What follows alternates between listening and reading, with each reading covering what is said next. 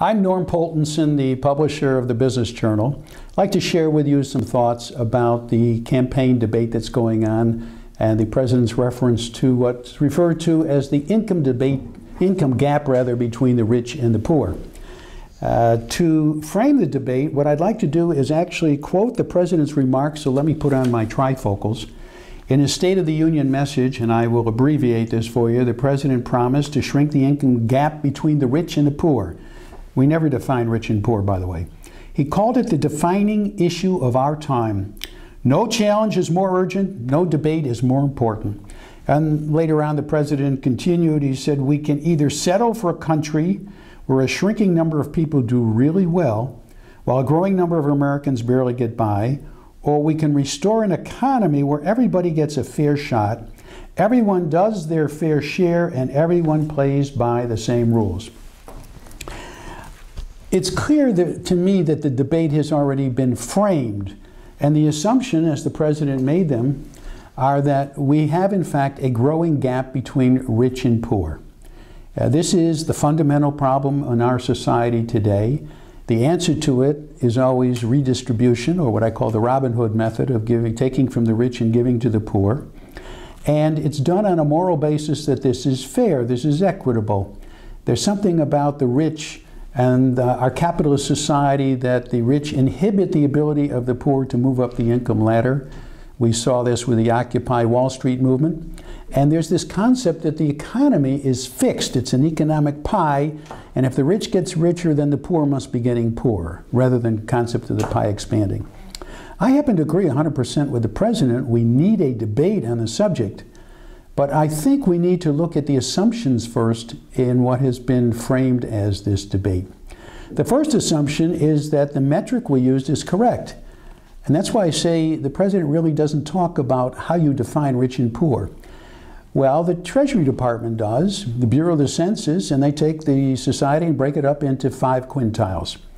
And if I looked at the top 20%, the top quintile against the bottom 20%, and used the metric which is commonly used, which is simply pre-tax income, then those in the top 20% make $15 in earnings for every dollar that those in the lowest 20% earn. What's not included, though, are items like health care, benefits, if you receive earned income tax credits, food stamps, school lunches, public housing benefits. And then, of course, I also said that this is pre-tax income.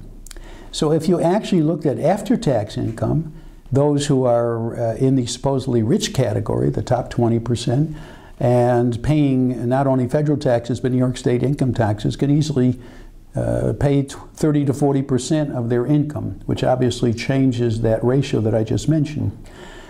The third factor that jumps out at you when you look at this metric is they measure household incomes. They don't measure personal income. And just one factor, the top 20%, in those households, they have 24% of the population, while the bottom quintile only has 14% of the population. So I would question whether the metric that's used and the definition of that metric is accurate or complete. The second question I would raise is whether the metric is really the best one to use at all. I think consumption would be a fairer unit of measure as to what's really equitable and how the rich and those who are less rich are doing. And by consumption, I mean the measurement of what we actually have in the way of our homes, our cars, our air conditioners, our washers and dryers, the things that we assume is part of our normal life. And if you look at those metrics and the way they have grown, not just for the middle class, but for those we consider poor, if you actually take those in the lowest quintile, or those who are classified as poor, that metric would indicate that those in the American level of poverty live better than the middle class do in industrial nations in Europe. So I think if we looked at consumption, it would be a much fairer indicator of how you measure the relative position of these different quintiles.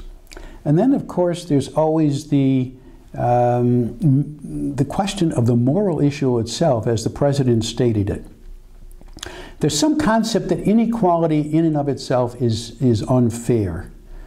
There's the concept that poverty is really a result of our capitalist system, and that those who are in the rich category inhibit those who are further down the ladder from mobility and being able to move up the ladder, the economic ladder. And the only way to correct this problem, inherent in what the president has said, is that government has to step in and redistribute wealth. Well, I'd like to reframe the debate on this subject. I'd like to have an honest debate. And I think we need to go back to what the founders considered to be equality, and what many of us today still think is the definition of equality, which is that there's no one, by virtue of his birth, who can dominate somebody else in society. We don't live in an age of kings. We also think that everybody has to be treated equally under the law, regardless of your stature. Every life in our society has equal value or worth, and the object is to live freely and for each of us to contribute to society. The founders recognized we don't have equal faculties. There are people with different levels, different skills, different intellects. And there's no requirement that everybody have the same material circumstances. Our founders were clear that government, in dealing with the question of a minimum standard, living standard for society, government was clearly the last resort, not the first resort. The first resort would be family, religious organizations, civic organizations, private charities, and government was clearly the last resort if everything else failed. So the current debate, I think, doesn't really let us focus on the real problems of those who are less fortunate. It doesn't address the question of failing schools. It doesn't address the idea in society that we have no more personal responsibility. It's always somebody else's fault and we're all victims. And it also de-emphasizes the importance of a strong family.